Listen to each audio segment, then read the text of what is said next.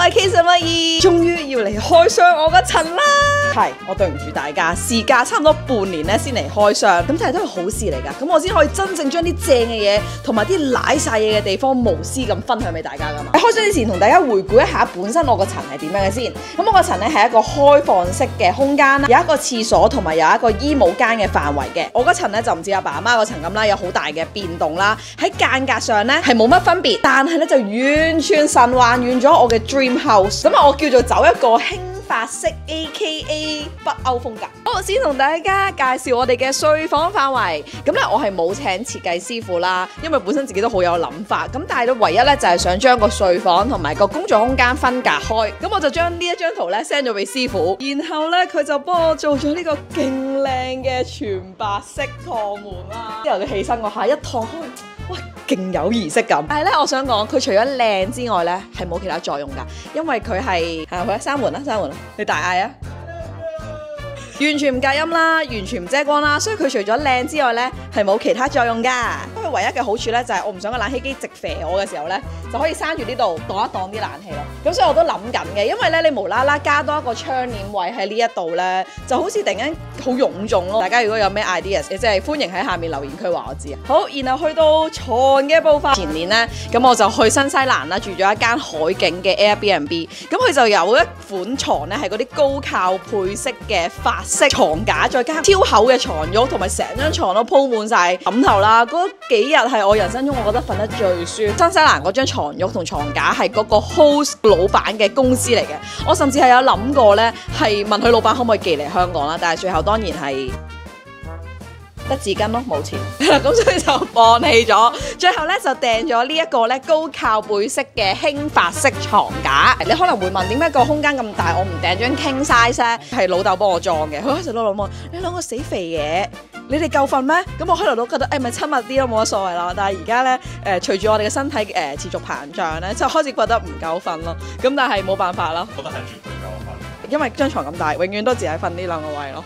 係啊，係唔明。但係有一樣勁唔開心嘅事，因為我哋冷氣機喺上面啦，然後有時會滴水啦，然後就搞到我張床而家變咗一笪笪色啊！有冇人可以話我知究竟呢啲色可以點樣去啊？同埋佢又唔係漏水，我哋又 keep 住清個冷氣機，但係都係仲係有啲倒汗水會滴落嚟啦。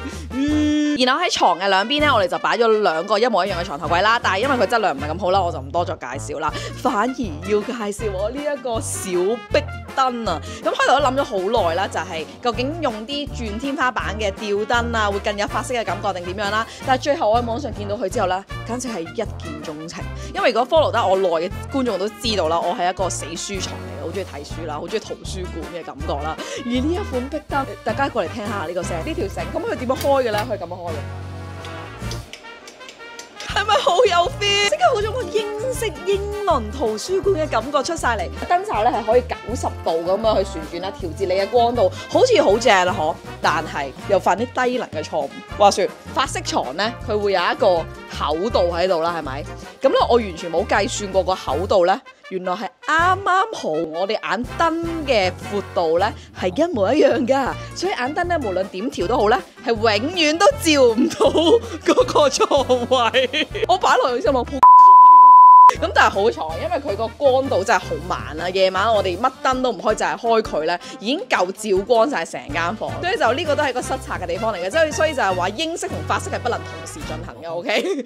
呢個 room tour 咧，除咗想介紹我哋裝修之外，都想介紹啲生活小品俾大家，因為都想添置喺屋企，令到屋企更加有氛圍感啊嘛。咁而其中一個咧，我一定要介紹咧，就係香薰機，因為我喺買香薰機嘅路上面係中伏咗好多次啦。一開頭咧就貪平啦，就喺淘寶度買啲幾十蚊噶啦。咁然後點知翻到嚟咧，就又要轉嗰啲轉換插啦，然後之後佢又冇得計時啦。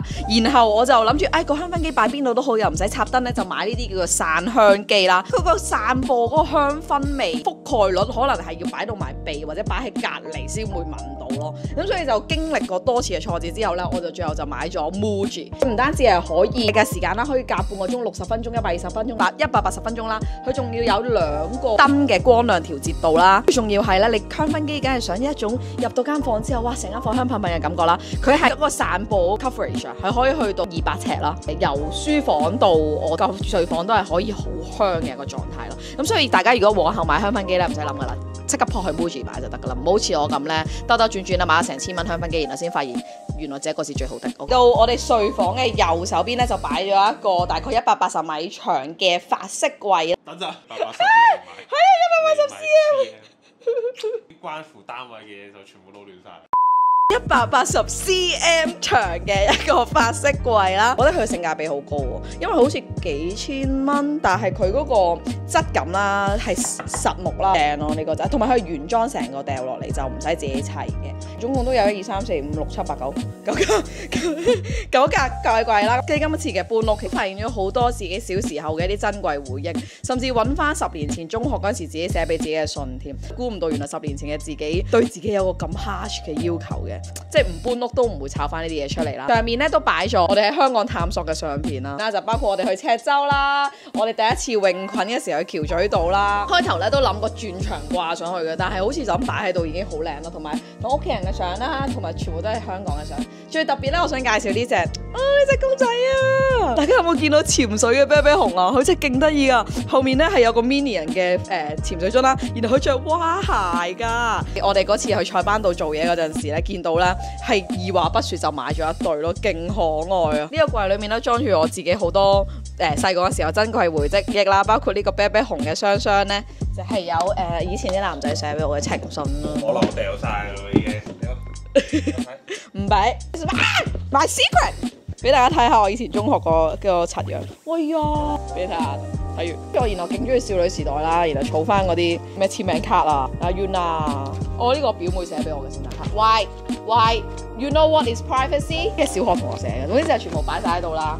咁我就喺好點樣念舊嘅。嗰年咧，小學嘅每一本手冊我都 keep 晒啦。仲有以前我讀胡偉光嘅校刊，我 keep 得嘅校刊裏面咧都係一定有我嘅應該。先有揾一本睇下有冇先。望到，一望到啦。咁誇張？冇錯，就係呢一個。係因為額頭啦，係嘛？唔係，因為你閃閃發光。一掀呢嘅時候就見到，而家咁多人裏邊有一個零舍佢發光嘅一幕，咦係喎，係你。嗱，我平時冇虐待行嘢㗎，你哋唔好覺得我係虐待佢，所以先講呢啲咁嘅嘢。OK。大家而家見到啦，我成間屋咧都係非常之光猛，但係有一個問題就係每日抹窗都抹到手軟啦。單止係我間房咧都有成14個窗。我之前都睇過啲科技片咧，就有啲大廈咧都會揾啲機械人咧幫手抹窗噶嘛。但係我冇諗過，原來家居都有呢一部 Ecofax 嘅 Winboard W2 Omni 啦。我想講咧，我第一次用佢嗰陣時咧，我係覺得佢好好玩，因為佢個主機咧呢嚿嘢其實係一個充電嘅底，然後打開咧就係個機械人啦。咁而用法咧都係好簡單嘅。首先咧，梗係要入翻啲清潔劑啦，然後咧要將條抹布濕水，就咁樣拎住呢個安全吸盤咧放喺牆嘅角落頭，然後開機，聽到聲咧佢就會自動吸住噶啦。你點拎佢咧都唔會再喐，之後就唔使理佢噶啦，完全唔使擔心佢會跌落去，因為咧佢有一個5500卡大吸力嘅吸附啦。二嚟咧就係佢連住機身，如果意外墜落嘅時候咧，安全繩會拉出1米咧，就會立即鎖住，迅速拉翻住佢。加上咧佢有呢個5.2 kg 配重嘅充電座啦，底部咧都有成800N 嘅吸附力嘅，絕對唔驚跌出街，點都安全過你就咁趌個身出去抹啦。咁佢究竟抹得乾唔乾淨呢？但呢一部咧，佢首創一個3噴頭廣角霧化噴水技術，可以高壓咁軟化污漬同埋高效溶解污漬，沿邊清潔咧都好乾淨嘅。仲有佢唔單止係可以清潔窗啊，瓷磚都可以用得噶。OK， 咁咧我呢一層咧係採取一個開放式嘅設計啦，空間感好強，係好光猛嘅，但係唔知點解，即係仍然係層層 is everywhere。加上有嚴重嘅鼻敏感啦，我哋工作又忙，唔係日日都可以清潔到。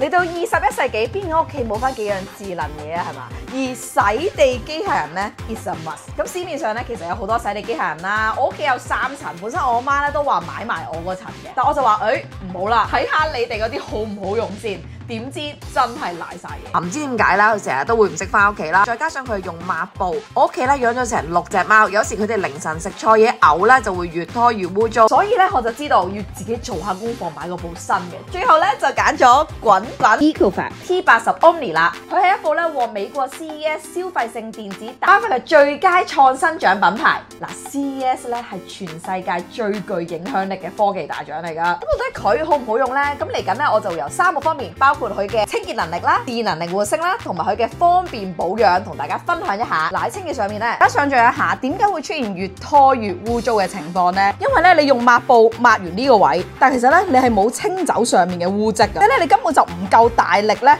去清走啲強硬污漬。Ecofax 就係佢哋今年咧先推出首個洗地機械人嘅啫，而佢採用嘅獨家 Osmo Roller 恆壓滾筒活水洗地技術咧，就絕對唔會出現越拖越污糟嘅情況，因為佢個滾筒咧會先噴水浸濕大抹布，然後再用每分鐘200轉超谷轉出3700 PA 嘅高壓力帶走啲污垢，係普通抹布盤掃地機械人嘅16倍強勁下壓，所以任何頑固污漬咧都可以輕鬆咁清除。然後最重要嘅咧係佢可以即時清走殘留喺抹布上面嘅污糟嘢啊！最後再用高壓水泵咧即時回收啲污水，保持住抹布持久嘅乾淨。即係話佢每抹一下咧，個滾筒再掂到地下咧都係乾淨，咁就拖一次就搞掂啦。嚟到廁所嘅部分啊，我想講，望下。係咪入得好順啊 ？Even 呢度上面有個駁仔咧，佢都係快速咁進入啊！另外咧 ，Ecofax 就有一個活水循環技術，可以做到咧即拖即乾零水漬嘅效果。實測佢拖完之後咧，放張紙巾落地下咧係可以完全飄得起嘅，證明個地已經乾晒㗎啦。講明係洗地機械人，基本嘢都要做翻足㗎啦。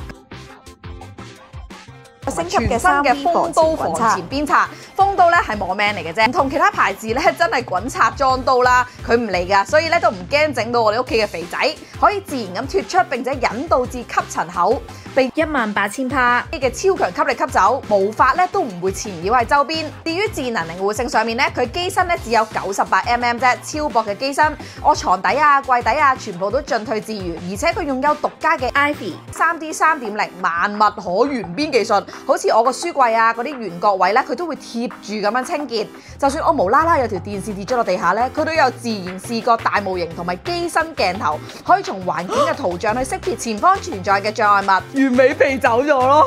無需預先深度學習㗎。我衣帽間有放地氈啦，而佢個滾筒咧仲會識自動抬升清潔添。咁咧我就設定咗佢咧早上9點同埋夜晚6點咧都要出嚟清潔一次嘅。如果有時咧入夜我哋未翻到屋企未開燈啦，因為佢有自動識別嘅開啟補光燈，配搭埋個 AI 鏡頭雙結構嘅光模組，就算喺昏暗嘅環境咧，依然可以好精準咁判斷進行高效嘅清潔。最後啦就喺方便同埋保養上面啦，咁其實佢嘅體積咧唔係好大嘅咋，可以引申喺你成個屋企嘅任何一個角落。但係咧佢呢個充電機咧好強大，可以自動集塵啦、污水分別處理。跟機咧仲有埋個抗菌塵袋同埋濾芯，買埋支專用嘅清潔液咧就可以全方位抗臭，長達14日長效除菌抗菌防臭，源頭杜絕異味啦。呢兩個小幫手咧真係解決咗我好多嘅清潔煩惱。大家有興趣嘅話咧就快啲去買啦。儀式感係一定要做嘅，就係拖門。嗱喺睡房行出嚟之後咧，就係我哋工作書房嘅區域。冇咩好介紹，因為我就係買咗2張嘅升降台翻嚟啦，擺喺度，然後將啲電腦器材全部擺晒上，完就係咁，就係咁簡單。但係都可以有啲小心機可以介紹俾大家嘅。擁有我第一張 Herman Miller 嘅工作椅啊！呢張工作椅我自從坐咗之後咧，係真係冇誇張，係個腰酸同埋個肩頸痛問題完全冇咯。可以坦白講嘅就係我都係自主動去問 Herman Miller 可唔可以送一張俾我，咁佢最後送咗俾我啦。咁所以如果大家想買嘅話咧，個優惠碼可以再次幫大家爭取嘅，大家留意話俾我知想唔想要啦。但係真係好好彩，一日裡面起碼有8個鐘頭嘅時間對住電腦嘅話，一定要早啲買。咁然後另外咧就多謝恒爺買咗呢個幾多寸，我費事又講錯。57寸，一個57寸嘅大 mon 俾我，用一個大 mon 咩嘅享受。但係咧，佢次次買俾我啲嘢咧，都係為咗去提高我嘅工作效率咯。呢個 keyboard 又係佢買俾我啦，呢個 mon 又係佢買俾我啦。其實你都係想做我做嘢啫。你可以好好地享受。等我好好地享受下可以做嘢，俾人睇到你睇緊阿 D 添。呢個 display 嘅空間好大啦，我睇清楚啲色啊，或者啲位置啱唔啱啊。咁然後呢度又可以調節大細啦，條巴咧又夠大啦，我唔使移嚟移去啦。咁所以就係一個超級正嘅享受。呢個 mon 好似2萬，有咁貴咩？心財妥血。都入手咗呢一個 Ecober 嘅升降台啦，有時企下咧都會令到個人會思路更加清晰啦，咁所以就買咗呢張台。但我呢張係比較大嘅，正常人咧就係用阿恒呢一張咧150cm 嘅大細嘅啫。咁但係因為我要配合我個大 mon 啦，所以我就買咗180cm 嘅。呢啲升降台咧好多時候咧佢都係冇儲物空間，咁所以我就額外自己買咗呢一個咧可移動式嘅櫃。咁呢一個櫃咧佢係可以分開幾層，最下面嗰層咧就係擺啲 A4 紙啦，然然後上面就可能買簿啊，然後就擺文具啊，咁咧就好一目了然。我而家搬咗入嚟之後咧，我從來都唔會再出現嗰種啲嘢擺咗喺邊啊，膠剪咧戒刀咧marker 咧冇再有呢個問題，所以極度推薦大家買。好，書房隔離咧，大家對於佢有冇印象？記唔記得？佢由 studio 跟到我而家呢個 Live with Passion 嘅咖啡櫃，部機要講下就係我以前做記者嘅時候嘅單反相機，因為佢而家都已經唔係好用到啦，所以變成一個裝飾品。喺工作區域行過嚟呢一度咧，就係我嘅休息區啦。之前人哋入手咗一張 Ocean 嘅 sofa 天后啦，咁兩張都有按摩椅嘅功能，咁我哋有時做得攰咗咧，就可以過嚟去嘆下啦。咁然後除咗我中意呢張 sofa 之外咧，阿肥咧都係好中意呢張 sofa，不如示範點樣坐呢張 sofa。見唔見佢攞個屎忽摁入去，搞笑咯！係咪講緊嘢㗎？覺得如果大家係中意按摩，同時有屋企個空間唔係話真係好大，擺多張 sofa 嘅話，其實我覺得佢係有一舉兩得嘅作用嘅。另一個實踐咗我 dream house 一個裝修咧，就係我背後呢一個2米高嘅一個大型的書櫃。啱啱都提到我真係好中意睇書啦，細個中意睇書嘅程度咧，係可以拎住本書一路行一路睇咧，係瘋狂會撞到人啦，然後夜晚咧係會匿喺個被竇度開個電筒喺度睇書啦，一放 reset 打冷鐘就會衝去圖書館睇書嗰啲死書蟲。一直都好想有一個人哋嗰種咧喺個客廳度成幅牆都係書櫃，然後有條樓梯可以擒上去揾書嗰種圖書館式嘅空間啦。咁終於喺呢間屋度就實踐咗啦。所以我咪話我冇請設計師嘅，咁我哋又自己有好多諗法嘅時候，都會將自己 ideal 嘅一啲相片 send 俾佢啦。咁要鄭重介紹下我哋嘅木工，真係好幫得手，因為佢本身自己好有經驗。攞一個設計圖咧，佢哋仲要係用手畫嘅設計圖，係 art piece 嚟嘅。我自己覺得而家仲可以用手畫，而唔係用電腦嘅。你同佢講書櫃，佢就知道大概要幾厚、幾闊、幾高，甚至係你一個書櫃，你可能好多人就會講切一半，然後每邊4格啦，唔係咯，書櫃個面積都佔咗成個廳嘅範圍比較大啦。咁所以佢都幫我設計好點樣望落去個平衡感係做到最好。嗰時師傅仲要提我咧，話我個書櫃位置咧，即係咪喺個轉角位度嘛？咁佢仲提我咧要做圓邊咯，望落去嗰個感覺就會更加 smooth 咯。底下2層嘅書咧係我呢一排睇緊嘅書嚟，咁所以你可以從我哋睇緊嘅書咧去判斷下我哋呢一排對於啲乜嘢特別有興趣。一個字咯，錢咯。人向前看，身體健康。跟住除咗擺書之外，我都會喺一啲空間嘅位置擺翻一啲嘅小裝飾品啦，例如我滅迷嚟，咁我有一格咧就係擺晒我鬼滅嘅漫畫同埋 figure 啦，然後仲有天后娘娘啦，高高地照耀保佑我們啦，呢一個係我自己自費買㗎啦，因為佢嘅畫風真係好靚，咁佢有成香港18區啊都自己畫嘅一張 postcard 啦，咁我都裱起咗佢去做一個裝飾。但係呢個好搞笑嘅嘢就係咧，其實上一間屋咧呢2個櫃咧放底褲嘅，因為一格格。咁但係而家我哋因為衣帽間已經好大啦，咁我開頭諗掉咗佢啦，點知佢上面本身放底褲嘅位，而家係完美可以 fit 到我啲 hard disk。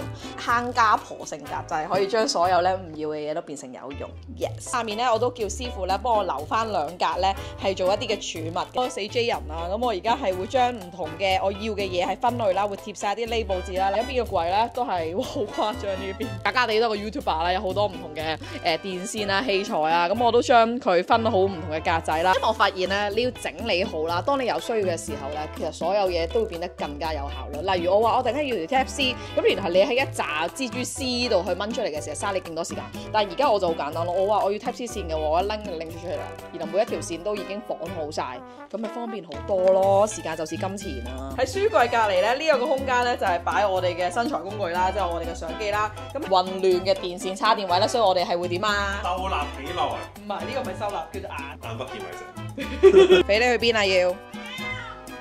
嘢啊，好啦，醫生叫佢減肥，呢排真係佢話肥得滯。由休息區咧行到入嚟，講咗廁所先。我個廁所咧係走一做巴黎度假風啦，咁所以我就唯一就洗手區域嘅牆壁後面咧就轉咗做呢一種綠色嘅磚。我之前喺菜班度條片都講過，本身我想要嗰隻瓷磚咧唔係呢一隻嘅，而係一種有少少零零地啦。但係嗰時師傅同我講話清潔上會好麻煩，咁所以最後咧深水埗嗰啲咧就揀咗呢一種嘅瓷磚啦。呢一個木櫃咧都係重新拆過。佢再揾同一個木工訂做啦，洗手盤同埋鏡咧都係自己另外買嘅。咁咧呢塊鏡咧老豆幫我買嘅，勁靚。當佢開燈嘅時候，側光出嚟，哇，係咪好有 feel？ 咁洗手盤隔離咧都係長期保持一個潔淨嘅狀態啦。呢一個咧係上一間屋咧用嚟裝啲米啊、鹽啊嗰啲咁，但係而家咧都物有所用咁嚟裝翻啲棉花棒啦。呢一個 Minion 簡易樽咧就冇得買，嗰次喺新加坡買嘅一個限量版嚟嘅，勁可愛啊！反而咧隆重要介紹咧係呢一個神器，好多女士們咧啲底褲洗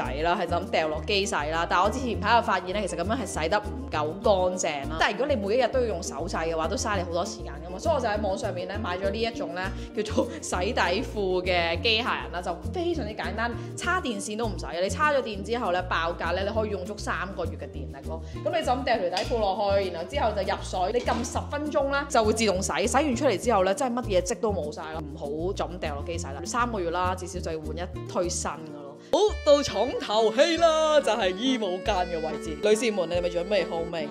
請進。咁本身咧，我個衣帽間係一個 L 型啦。一開頭咧有諗過，好冇圍住個牆都做晒高身嘅衣櫃啊，咁樣就善用晒所有空間啊嘛。咁但係最後覺得咧，如果你一入門口入到嚟已經係一個櫃咧，就搞到成個壓迫感好大。咁所以咧就即係廁所嘅對出咧，咁就放咗一個 Labubu Collection。Labubu 啊，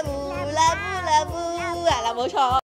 無啦啦佢中意咗Labubu咧，即係可能有個小時候嘅夢想咧，就好中意幫啲即係玩具換衫啦。而Labubu咧就係佢有好多唔同嘅顏色，然後之後可以幫佢哋着衫，就係有時好似帶佢哋出去探險呢個世界咁咧，就滿足咗少少少女嘅時候嘅一啲嘅心願啦。一開頭都同自己講，我買一隻就夠噶啦，我唔會再買落去噶啦。點知女人講嘅嘢係信唔過，但係阿恒爺開心㗎，因為Labubu最貴都係160幾蚊一隻，起碼有Labubu就唔使買包包咯。有成1000蚊一隻㗎。有啲幾千蚊啫。咁Labubu定包包？兩個都幾好嘅。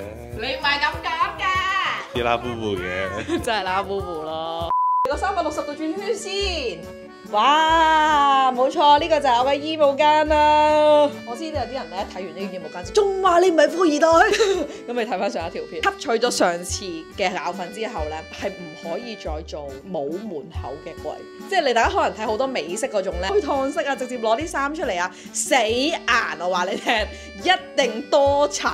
咁所以最後咧就全部都係做太有櫃門啦，就係剩翻一個位置咧係有一個開放式嘅空間，就俾我擺啲袋啊同埋飾品啊咁樣啦。咁咧同樣地咧，我都係就咁 send 咗張相啦，俾我木工啦，好似 exactly 講錯 exactly 做到啲一模一樣嘅嘢俾我，甚至佢會建議我咧就係邊啲位置咧係應該做一個透明啦，因為入到嚟有個透視感嘅話，空間會大啲啦。咁佢就畫晒成個設計圖俾我。咁然後佢開頭會問我幾個問題嘅，你大概咩衫會比較多啲？會想啲衫會掛喺度定摺喺度？咁我同佢講話啊，我好多長褸啦，咁然後我好多 hoodie 啦，咁我就想全部都大部分都係掛嘅，因為咁樣會容易啲睇。咁佢就幫我設計好晒個分隔，俾大家估下咁大個衣帽間究竟阿恒佔嘅區域係有幾多啦？我都有1/30嘅。哦，呢度嘅話仲要係咁少咯，呢一度至呢度都係你㗎。你呢件衫係我，你肯定我會着呢件衫出街。你肯定我會着呢件衫出街。佢發現咗我將自己啲裙塞咗落去個間。個衣帽間咧主要分咗5個大櫃啦。咁咧我成個衣帽間都係白色啦。我都諗咗好耐啦，究竟咧我嘅手柄應該揀咩嘢好咧？我想揀全金色。我妹就話我，而家你土豪啊你，暴發戶啊。咁所以咧最後就揀咗呢一隻玫瑰金嘅手柄咯。好靚！但係呢隻手柄咧其實唔係咁好嘅個質料，因為當我掛啲嘢掛得耐咗之後咧，佢竟然會甩色咯。咁所以我可能嚟緊是但喺網上面買支筆你自己油翻去。2個透明嘅大櫃咧，主要係放啲大嘅冬天用嘅大褸啦，夠晒嘅空間咧，我就自己喺網上面咧就塗咗呢啲嘅分隔桶仔啊，我覺得勁好用呢分隔桶仔。完美主義者，你會覺得擺落去嗰刻咧係極度有治癒感。嚟到呢一邊咧，都係善用晒成個牆壁嘅空間咧，做咗一個2米高嘅櫃啦。咁然後入邊咧就全部都係一啲我想掛起嘅衫啦。咁然後仲分埋顏色咁樣咧，有少少強迫症啦。開頭咧我諗要用晒自己個空間啦，可能整3層嘅掛飾櫃啦。但係個師傅極細心咯，佢話林小姐要留意翻你個高度咁啊。好，然後咧就到咧，我相信應該每一個女士都會發癲嘅地方嚟啦。我自己咧就唔算多嘅，我叫做1年會買一個袋獎勵下自己啦。啦，辛苦咗一年啦。就好似我背後呢個 Christian Dior 啦，其實係我嗰陣時從政嗰段時間買俾嘅自己嘅第一個名牌袋咯。咁一直用咗成5-6年咧，都冇再買。可能有啲人問就你點解唔入防塵袋啊啲啦？我覺得入咗防塵袋之後咧，你會唔記得咗自己買咗啲咩？所以咧，我就買咗呢啲嘅分層格啦，咁一格咁樣拉出嚟咧，你就可以一目了然咁睇晒自己有啲咩袋，咁就會易揀好多啦。我咧好想同大家介紹嘅我自己咧度身訂做嘅一個飾品櫃仔。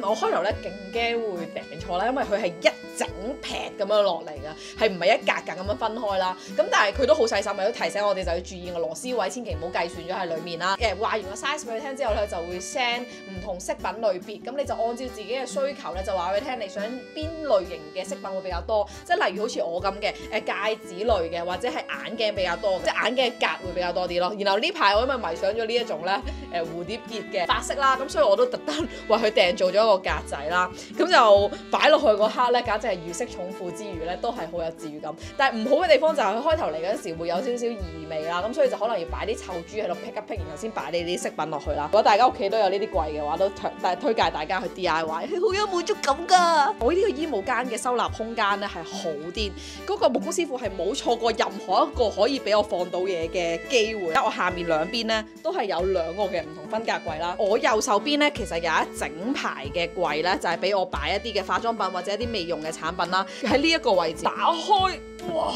其實下面都仲有一個好深嘅分隔空間咯。暫時嚟講咧，我空間係多到我有少少用唔晒嘅。點解我話我用唔晒咧？因為我真係一個唔係好識化妝嘅人啦，所以我嘅化妝品唔算係好多啦，喺晒度㗎啦，俾大家睇下。我覺得唯一失策嘅嘢就係我唔記得咗叫佢留個電掣位俾我。開頭冇諗過要做呢一種有燈嘅鏡，但係好彩我有一個係做裝修，但係俾人覺得做裝修嘅老爸啦，咁佢就幫我轉咗個窿，就喺呢一度就插咗條電線落去，所以最後都係 OK 嘅。